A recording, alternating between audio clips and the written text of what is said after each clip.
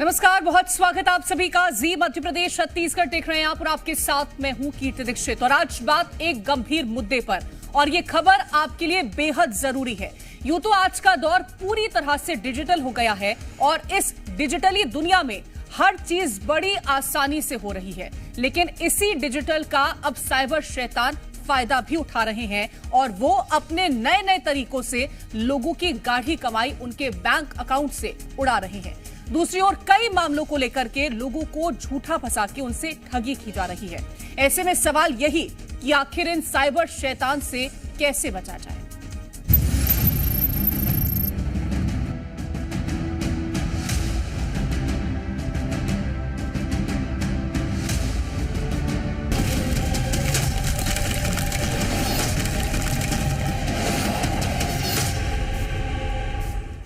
तो सबसे पहले बात करते हैं साइबर फ्रॉड के नए तरीके की, जिसे डिजिटल अरेस्ट कहा जाता है। मध्य प्रदेश में एक के बाद एक कई ऐसे मामले सामने आए जब लोगों को डिजिटली अरेस्ट किया गया और इस दौरान कुछ लोग तो साइबर ठगों के चंगुल में छूट गए, तो वहीं दूसरी ओर कुछ लोग इसका शिकार हो गए। रिपोर्ट देखिए।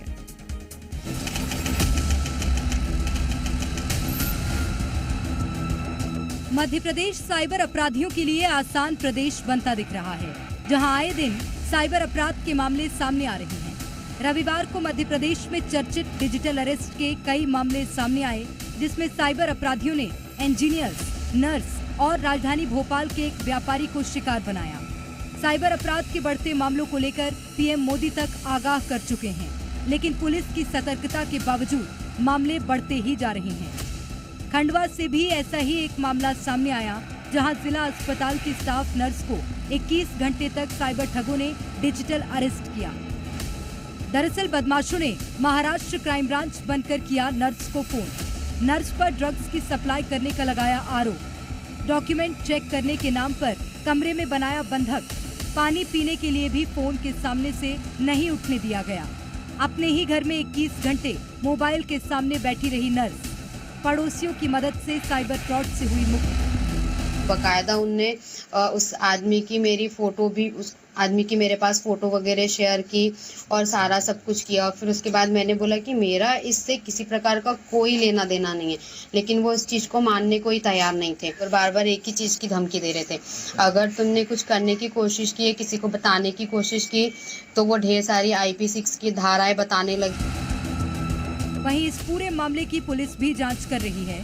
पुलिस ने मामले की जानकारी देते हुए बताया कि आखिर कैसे डिजिटल अरेस्ट होने से बचा जा सकता है। शिकायत को मैंने साइबर सेल को जांच के लिए दिया है। जांच में यह अभी प्राथमिक रूप से आया है कि अलग अलग जगहों से, उड़ीसा और पंजाब, 2 जगहों से उनको कॉल किए गए थे। उसकी और हम लोग डिजिटली जांच कर रहे हैं। पुलिस में डिजिटल अरेस्ट जैसी कोई भी प्रावधान नहीं है। यह बिल्कुल ही फेक एक पूरी प्रक्रिया है, जिसको ऑनलाइन प्लेटफॉर्म से जगह जगह किया जा रहा है। ये खबर खंडवा से आई, तो वहीं दूसरी ओर भोपाल से भी ऐसा ही मामला सामने आया, जहां साइबर ठगों ने खुद को रेगुलेटरी अथॉरिटी बताकर साइबर अरेस्ट की धमकी दी। हालांकि मामले में व्यक्ति ने पुलिस को इसकी जानकारी दी और वो ठगी का शिकार होने से बच गया। आज उन्होंने मेरे को डायरेक्ट कर दिया कि जी मुंबई साइबर पुलिस में आप कंप्लेंट करिए। बाद में उन्होंने मेरे को साइबर अरेस्ट का डरा दिया। मैंने MP की साइबर क्राइम डिपार्टमेंट को कांटेक्ट किया। एक फोन कॉल में वो सारे फ्रॉडस्टर भाग गए। इससे पहले मुंगेली से भी खबर सामने आ चुकी है, जहां रिटायर्ड BMO की ओर से शिकायत की गई कि उन्हें WhatsApp पर वीडियो कॉल किया गया और मुंबई क्राइम ब्रांच अधिकारी बताकर डराया धमकाया गया और उनसे 7,36,000 रुपए ठग लिए गए। शिकायत मिलने पर पुलिस ने ठग गिरोह के एक सदस्य को केरल से गिरफ्तार किया। वो मुंबई पुलिस का क्राइम ब्रांच का अधिकारी बताकर करीब 7.5 लाख रुपया ठगी किया गया। उनके द्वारा इनको डिजिटल अरेस्ट कर दिया गया था और इनको भय दिखाकर, डरा धमकाकर, तो उसमें जो इस फ्रॉड को करने वाला आरोपी है फयाज पिता मोहम्मद, उसे गिरफ्तार करने में सफलता प्राप्त हुई है। उससे पूछताछ में यह पता चला है कि ये एक अंतर्राष्ट्रीय गिरोह का सदस्य था और अपराध को अंजाम देने के बाद यह दुबई भागने के फिराक में था। ये खबरें वाकई हैरान कर देने वाली हैं और इन खबरों के सामने आने के बाद आपको समझना होगा कि डिजिटली दुनिया में आपको कितना सतर्क रहने की जरूरत है। ब्यूरो रिपोर्ट, जी मीडिया। तो साइबर शैतानों से खुद को कैसे सावधान किया जाए, ये हम जानने की कोशिश करेंगे। हमारे साथ शकील अंजुम जी जुड़ गए हैं, साइबर एक्सपर्ट हैं। अनिल पात्रा हमारे साथ मुंगेली से और प्रमोद सिन्हा हमारे साथ खंडवा से जुड़ गए हैं। सबसे पहले मेरा सवाल शकील अंजुम जी आपसे रहेगा, क्योंकि आसान शब्दों में अगर हम डिजिटल अरेस्ट को समझें तो इसको कैसे समझा जाएगा? एक लेमैन इसको किस तरह से समझ पाएगा? आसान शब्दों में हम समझे तो गिरफ्तारी का डर दिखाकर आपको घर में ही कैद कर देते हैं। आपको व्हाट्सएप पे कॉल आता है जो कि +92 या +97 नंबर से रहता है, तो सामने वाले को पुलिस की वर्दी पहनी होती है। मतलब डिजिटली आपको अरेस्ट बता दिया जाता है कि आप घर पे अरेस्ट हो चुके हैं और आपने कोई पार्सल भेजा था एयरपोर्ट के माध्यम से जिसमें ड्रग्स मिली है, फर्जी आधार कार्ड मिले, फर्जी सिम मिली है, तो या तो ये ट्राई का अधिकारी बन के या फिर आरबीआई का अधिकारी बन के, किसी भी गवर्नमेंट एजेंसी का अधिकारी बन के आपको कॉल करते हैं और आपको स्काइप पे ऑनलाइन लेके बाद में आपको डिजिटली अरेस्ट करने की धमकी देते हैं। कुछ डॉक्यूमेंट भी व्हाट्सएप करते हैं जो बिल्कुल ऐसे लगते हैं कि आपका कोई आपके खिलाफ वारंट जारी हुआ है और आप डिजिटली अरेस्ट होने वाले हैं। ठीक है, तो ये लोगों को किस तरह से ये जो साइबर अपराधी हैं वो बेवकूफ बना रहे हैं, डिजिटली अरेस्ट उनको करते हैं। मैं लौटूंगी आपके पास। अनिल पात्रा हमारे साथ मुंगेली से हैं। अनिल, जिस तरह से हमने सुना कि मुंगेली में एक महिला को इसी तरह से डिजिटली अरेस्ट किया जाता है और उसको ठगी का शिकार बनाया जाता है, अभी तक इस पूरे मामले को लेकर के क्या कार्रवाई देखने को मिली है? पुलिस का क्या कहना है? जी बता दूं कि मैं कई तरह से लोग जो ऑनलाइन ठग गिरोह हैं, लोगों को कई तरह से बेवकूफ बना रहे हैं और कई तरह से उनको ठगी का शिकार बना रहे हैं। काफी सक्रिय है ठग गिरोह। जैसे कि मुंगेली में लोरमी का जो एक बीमो था, जो वो बीमो रिटायरमेंट बीमो था, उनसे 7 लाख रुपए का डिजिटल अरेस्ट करके उनसे 7 लाख रुपया 36,000 उनसे उनके खाते से ठगी कर लिया गया था। और वहीं जब इनको डिजिटल इनका जो पार्सल जो मंगाया गया था, पार्सल में उनको ये डराया धमकाया गया था कि आपके द्वारा जो पार्सल मंगाया गया है उसमें क्राइम ब्रांच का ड्रेस है और आपके द्वारा जो ड्रग्स मंगाया गया है वो अवैधानिक वो जो है ड्रग है। ऐसे करके उनको डिजिटल अरेस्ट किया जाता है। तो बीएमओ को यहाँ पर डिजिटली अरेस्ट किया गया था। खंडवा से प्रमोद सिन्हा हमारे पास हैं। प्रमोद, खंडवा की बात करते हैं तो यहाँ पर किस तरह से ये जो साइबर अपराधी हैं ये लोगों को अपना शिकार बना रहे हैं और पुलिस ने क्या कहा अभी तक इस पूरे मामले को लेकर के? देखिए, साइबर अपराधी तो अपराध करने के लिए बैठा है। कुल मिला के मैं कहना यही चाहूंगा कि हमारे हाथ में स्मार्टफोन आ गया है, लेकिन हम स्मार्ट नहीं हुए हैं। समय समय पर पुलिस और जितने भी साइबर के एक्सपर्ट लोग हैं वो समय समय पर जो है एडवाइजरी जारी करते रहते हैं और बताते भी रहते हैं कि आपको साइबर की सुरक्षा से क्या क्या करना चाहिए। जैसे मैं आपको बताऊं, खंडवा पुलिस ने कुछ ट्रोजर SMS, कुछ मालवेयर, इनके नाम भी बताए हैं। जैसे नारी Samman Yojana APK file, trouser SMS, trouser horse और बैंक ऑफ इंडिया की APK फाइल। तो ये लोग बहुत आसानी से कुछ APK फाइल्स और कुछ सॉफ्टवेयर डाउनलोड करवाते हैं या छुपे रूप से जो है ये आपके मोबाइल में आ जाते हैं। तो लोग क्या करते हैं, या हम में से बहुत सारे लोग जो हैं वो अपने मोबाइल को स्कैन नहीं करते। टाइम टाइम पे स्कैन करते रहना चाहिए। कुछ फाइलें ऐसी होती है, APK फाइल ऐसी होती हैं जो दिखती नहीं है लेकिन अंदर से अपना काम करती हैं। तो मध्य प्रदेश पुलिस ने सारी चीजें जो है एडवाइजरी में स्पष्ट रूप से लिख कर दी है कि कौन कौन से मालवेयर है, किस तरह के ऐप्स है, कौन से ट्रोजन हॉर्स है, कौन से ट्रोजन SMS है। तो हमें स्मार्ट होने की जरूरत है। स्मार्टफोन तो हमारे जेब में है, लेकिन स्मार्टफोन का इस्तेमाल करने के साथ साथ हमें स्मार्ट होने की भी जरूरत है। फिलहाल अनिल पात्रा, आपका तमाम जानकारी पहुंचाने के लिए बहुत शुक्रिया। प्रमोद सिन्हा, आपका भी तमाम जानकारी पहुंचाने के लिए बहुत शुक्रिया। शकील अंजुम जी, आप हमारे साथ बने रहिए, आपसे और भी जानकारी हम लेंगे। और जिस तरह से लगातार बात हम कर रहे हैं ऑनलाइन ठगी की, मध्य प्रदेश में इन दोनों लोगों के अकाउंट से साइबर ठग बड़े ही आसानी से उनकी गाढ़ी कमाई उड़ा रहे हैं। ऐसे में सवाल यही है कि कैसे लोग अपने बैंक खातों को सुरक्षित सुरक्षित रखें और सरकार की ओर से ऐसे अपराधों पर लगाम लगाने के लिए क्या कुछ कदम उठाए जा रहे हैं, उस पर हम एक्सपर्ट से चर्चा तो करेंगे, लेकिन उससे पहले रिपोर्ट देखिए।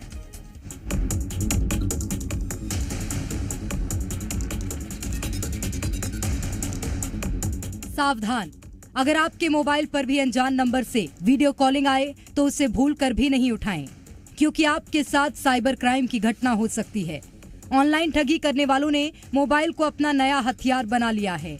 इसकी मदद से लोगों को ठगना बहुत आसान हो गया है, क्योंकि आधुनिक दौर में मोबाइल का उपयोग बढ़ता जा रहा है। ऐसे ही कई मामले मध्य प्रदेश से सामने आए, जहां लोगों के साथ ठगी की गई। यहां ऑनलाइन निवेश के नाम पर एक शख्स के साथ ठगी की गई। वहीं ये मामला पुलिस के संज्ञान में 20 अगस्त 2024 को तब आया जब राम नारायण ने थाने में अपनी शिकायत दर्ज कराई। राम नारायण के मुताबिक संदीप चतुर्वेदी और उसकी पत्नी ने उनसे ऑनलाइन निवेश पर बम्पर मुनाफा दिलाने का वादा कर लगभग 8,79,900 रुपए ठग लिए। वहीं शहडोल से भी कुछ ऐसा ही एक मामला सामने आया, जब एक शिक्षक के साथ 40 लाख की ठगी की गई। ठगों ने खुद को निजी बैंक का कर्मचारी बताकर पहले शिक्षक का विश्वास जीता, फिर उनके घर पर आकर पहले चाय की मांग करते और जब शिक्षक चाय बनाकर लेने जाता तो ठग उनके मोबाइल के अकाउंट से अपने दोस्त के खाते में कभी मोबाइल तो कभी एटीएम तो कभी चेक के माध्यम से पैसा ट्रांसफर कर लेता। साल 2022 से अब तक ठगों ने शिक्षक से 40 लाख की ठगी कर ली। मामला जिले की सोहागपुर में दर्ज किया गया। वरुण कुमार मिश्रा व उसका दोस्त अमित कुमार गौतम लगभग 20 लाख रुपए का एफडी मेरे व मेरे पत्नी के नाम का अपने नाम कर लिया एवं वो लोन लिया था और लोन मेरे खाते से चुका रहा था, जो कि उसके दोस्त अमित कुमार गौतम के खाते में जा रहा था। चाय बनाने उसके लिए चला जाता था, वो मेरे घर आता है, वो मोबाइल लेकर के पासवर्ड वगैरह सब जान गया और उस पासवर्ड से वो निकाल लेता था और अपने खाते में डाल लेता था। 3-4 महीने पूर्व तक कुल मिला के इसने 30 से 40 लाख रुपए का गबन इनके खाते से किया है। इसमें ये दोनों आरोपियों के विरुद्ध 420 और 120 का मुकदमा पंजीबद्ध किया गया है। शहडोल से ही एक और मामला सामने आया, जहां एक मजदूर के मोबाइल में साइबर ठगों ने 1,30,000 की लॉटरी लगने के नाम पर 50,000 की फर्जी ट्रांजैक्शन की। अपने जीवन भर की पूंजी गवा चुका मजदूर अब पुलिस से मदद की गुहार लगा रहा है। मेरे को एक मैसेज आया मदद के लिए। मदद वाला कहता है कि आपको 50,000 रुपये आया है, आपको मतलब इतना पैसा मिलेगा, आपको मदद मिलेगी। मैंने ना ही कर दिया तो ये बोलता है कि नहीं आपको पैसा आ गया, आपको मैंने देना पड़ेगा, अगर नहीं दोगे तो आपके पास केस हो जाएगा। थाने वाले बोले कि आप वहाँ जाइए, ऑफिस से आपको वो मिलेगा। पाइप एक रुपये जोड़ के अपने घर के लिए रखा रहा, सब्जी हमसे छुड़ा लिए हैं। वहीं राजधानी भोपाल की बात करें तो राजधानी भी साइबर ठगी और डिजिटल अरेस्ट से अछूती नहीं है। हर दिन यहां कई मामले सामने आ रहे हैं, जिसको देखते हुए अब एजेंसियां जानकारी साझा किया करेंगी।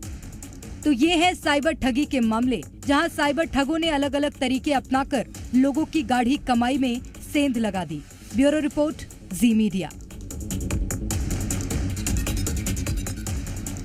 तो साइबर एक्सपर्ट शकील अंजुम जी लगातार हमारे साथ बने हुए हैं, उनसे तो हम जानकारियां लेंगे, लेकिन पुष्पेंद्र चतुर्वेदी हमारे साथ शहडोल से जुड़ गए हैं। पुष्पेंद्र, जिस तरह से शहडोल से ये ठगी के मामले सामने आए हैं, एफडी अपने नाम पर ट्रांसफर करवा लेना और लोन की किस्तें किसी और के नाम पर ट्रांसफर करवा देना, अभी इस पूरे मामले को लेकर के क्या पुलिस ने कार्रवाई की है और अपराधियों के खिलाफ अभी तक क्या एक्शन लिया गया? जी, मैं आपको बता दूं कि शिक्षक के साथ 40 लाख की ठगी की गई है। इसमें साइबर ठगी और एटीएम और एफडी के माध्यम और चेक के माध्यम से 40 लाख की ठगी की गई। ये कोई और नहीं, ये निजी बैंक के कर्मचारी बताकर इस शिक्षक को उसकी कारी कमाई पर चूना लगा दिए हैं। और ये सबसे बड़ी चीज एक और है कि खैरा थाना में एक मजदूर को निशाना बनाया गया। पहले उसको 1,20,000 की लॉटरी का मैसेज किया गया साइबर ठगों द्वारा, फिर उसको डर का माहौल पैदा किया गया उसके आसपास की अगर वो पैसे जमा नहीं करता, देता नहीं है, प्रोसेस हो गई है, पैसा खाते में आ गया, इस तरह का डर का माहौल बना गया और धीरे धीरे कर उससे 50,000 की रकम मजदूर से ले ली जाती है। इन दोनों ही प्रकरणों में ये देखा जा रहा है पुलिस तो सूक्ष्म से इसमें कार्रवाई कर रही है, लेकिन दोनों मामले में भी अपराधी की कार्रवाई कर रही है। और साइबर एक्सपर्ट शकील अंजुम जी हमारे साथ है। शकील अंजुम जी, हमने ये तो जान लिया कि डिजिटल अरेस्ट होता क्या है, अब इससे बचा कैसे जाए, और जिस तरह से लगातार साइबर के ये आपराधिक मामले सामने आ रहे हैं, इससे कैसे सावधान रहने की जरूरत है, क्योंकि आप हर चीज से बचने की कोशिश करते हैं लेकिन फिर भी कुछ ऐसा हो जाता है कि आप इसका शिकार बन जाते हैं।